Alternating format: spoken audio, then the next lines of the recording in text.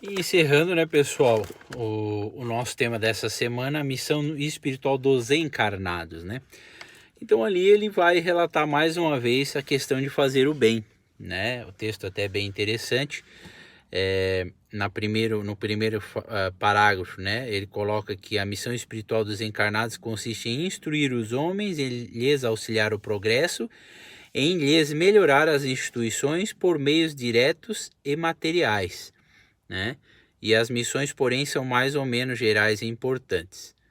Então, eu até resumi aqui na época que eu fazia o meu ESD, eu coloquei o seguinte: evoluir e ajudar a evoluir, seria o resumo, né?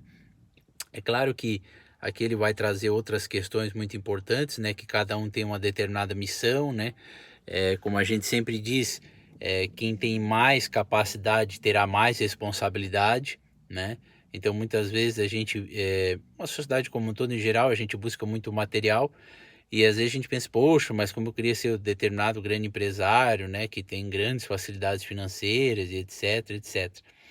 Mas esse ser, né, que veio com essa responsabilidade dos bens materiais, ele tem uma cobrança espiritual em cima dele muito maior, né? Primeiro porque é mais fácil sucumbir aqui no nosso planeta tendo abundância material.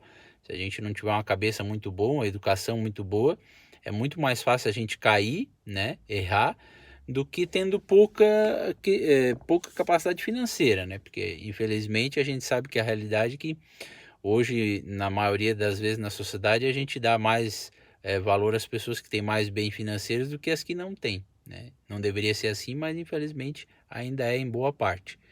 Então, eles têm uma facilidade muito maior de cair, né? E é claro que há pessoas que vêm com missões muito maiores, né? Pessoas que, por exemplo, que nem o Divaldo, né? Que nem o próprio Haroldo, né? O próprio Rossandro, né? Que vem com a capacidade grande de persuasão junto às outras pessoas e eles têm uma responsabilidade muito grande com isso, porque tanto eles podem influenciar para o bem, como podem influenciar para o mal. O caso desses três que eu citei estão buscando influenciar para o bem, né? Mas é uma decisão deles, difícil, porque não há dúvida. Imagina como a espiritualidade inferior ela pressiona, né? Um cara que nem o Divaldo, um cara que nem o Haroldo, né? Porque a espiritualidade inferior sabe que se cair um Divaldo, se cair um Haroldo, vai cair muito mais gente junto com eles. O movimento se enfraquece, a doutrina se enfraquece. Se vocês devem se lembrar no começo do nosso curso, e depois a gente falou também isso outras vezes, a Rose e eu, que vocês nunca devem se apegar a nós, devem se apegar à doutrina, né? Porque claro que a gente cria uma afinidade entre nós, tanto eu com vocês, quanto vocês com a gente, né? Mas a gente deve se apegar sempre à doutrina, porque eu sou falho, eu posso errar, né? Erro, né? Posso errar? Não, com certeza erro, sempre.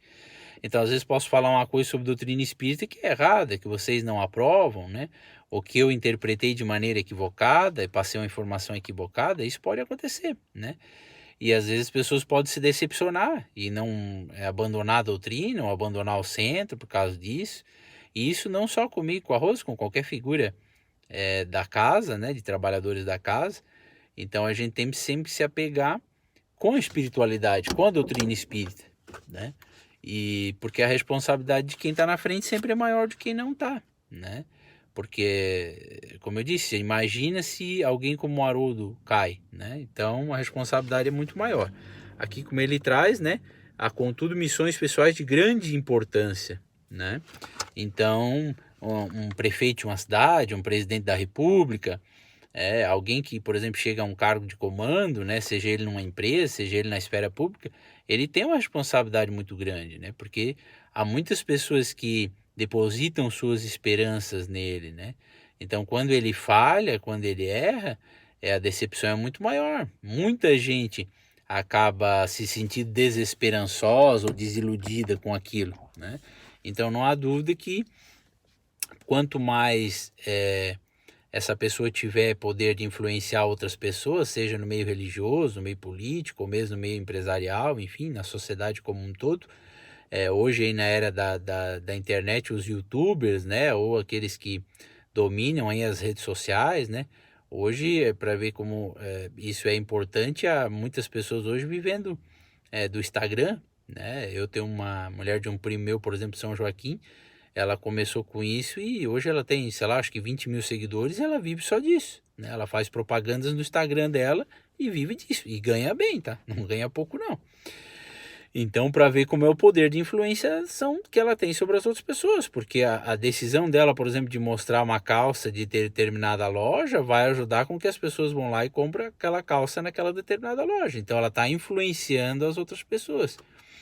Então, quando a gente fala de uma questão moral, principalmente, olha a responsabilidade que a gente tem, né? Olha a responsabilidade, por isso que eu sempre digo que a gente tem que tomar muito cuidado com as nossas palavras, né? Nós que estamos dentro da doutrina espírita, porque quando alguém vem perguntar coisas para a gente da doutrina, ou mesmo que pessoas saibam que a gente começa a frequentar a doutrina espírita, as pessoas começam a olhar com uma maneira às vezes cobradora da gente, né? De que a gente não pode mais errar, que a gente não pode fazer nada errado, né? Ah, mas você é espírita, você não pode fazer isso, né? Tenho certeza que a maioria de vocês já deve ter ouvido alguma coisa parecida com isso. E não é por aí, né, gente? Nós somos espíritos normais como os outros ainda, muito errados, né? Cometendo muitos equívocos. Mas isso só para demonstrar a responsabilidade que a gente tem. Aqui tem a questão importante que ele fala também dos pais, né? Como eu sempre digo, é uma das únicas questões que um espírito pode ser responsabilizado pela atitude de outro espírito de entre o pai e um filho.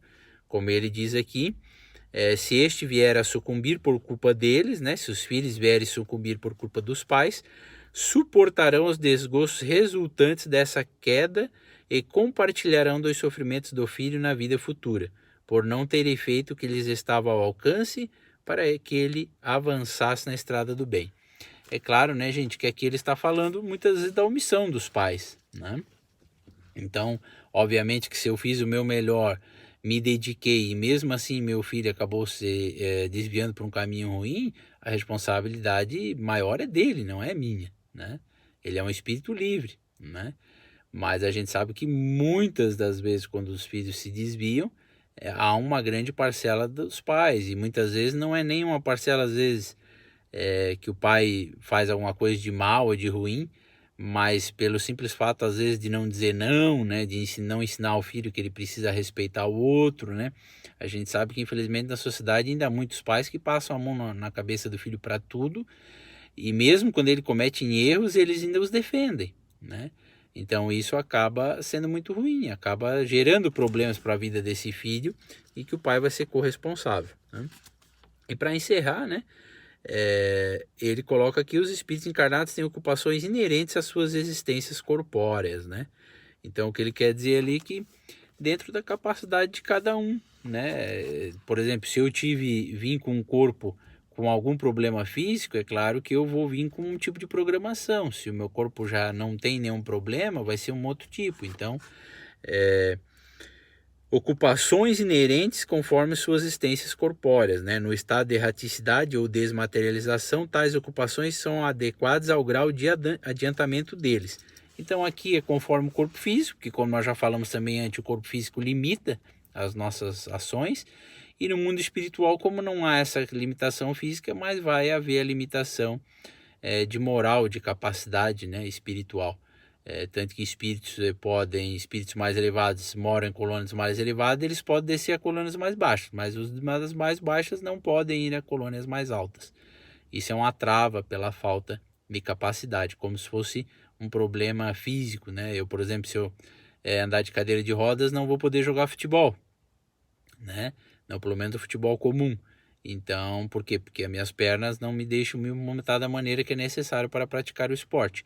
E assim também no mundo espiritual, né? Se eu não tenho a minha capacidade moral elevada o suficiente para adentrar essas regiões, eu não vou conseguir poder adentrar. Então, acho que é isso, pessoal. Se ficou alguma dúvida, a gente vai conversando, né? Também todo mundo aí, se possível, vai colocando sua opinião, né? Vamos debatendo, vamos colocando, né? Nós, como até comentei com a Rosa também na semana passada, a gente até quer pedir desculpa para vocês, né? Porque o trabalho que a gente tem tentado fazer não tem sido muito fácil para nós, porque primeiro que nós não somos professores, né? Nós não temos nem essa graduação e essa capacidade. O nosso intuito sempre é o melhor, sempre ajudar, Mas pessoalmente é muito mais fácil da gente tirar uma dúvida, da gente conversar sobre um assunto, da gente conseguir passar uma ideia mais claramente, né, do que por vídeo, né, ou por áudio. Até porque, como eu disse para a Rosane da semana passada, muitas vezes quando ela está respondendo uma pergunta de vocês ou, né, detalhando um assunto, eu estou observando aquilo que ela está falando para poder completar se faltou algum dado. E ao contrário também, né? Quando eu estou falando alguma coisa, ela está observando para poder completar algum dado que eu tenha esquecido. E quando a gente manda o vídeo, não dá para fazer isso, porque a gente não está junto, né? Eu estou aqui no meu lugar e a Rose está lá no dela. Então acaba ficando menos incompleto, né? As nossas coisas. Então era isso, pessoal. Aguardando a participação de vocês. Quem puder ir colocando as opiniões, vão colocando, vão ouvindo, né? Se também alguém não concordar com alguma coisa, por favor, coloquem também. Não somos donos da verdade, né? Como eu disse, estamos aqui buscando dar o auxílio, né? Através da leitura da nossa apostila. Certo, pessoal? Um abraço.